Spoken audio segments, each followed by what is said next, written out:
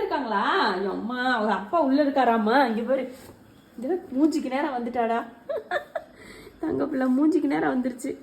இறக்கி விடல, அவங்க அப்பா திறந்து விடுறேன். திறந்து உள்ள போ.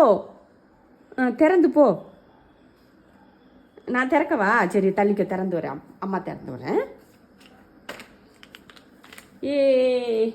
எப்படி வந்துட்டாம்ல? என்னத்தை பார்த்த?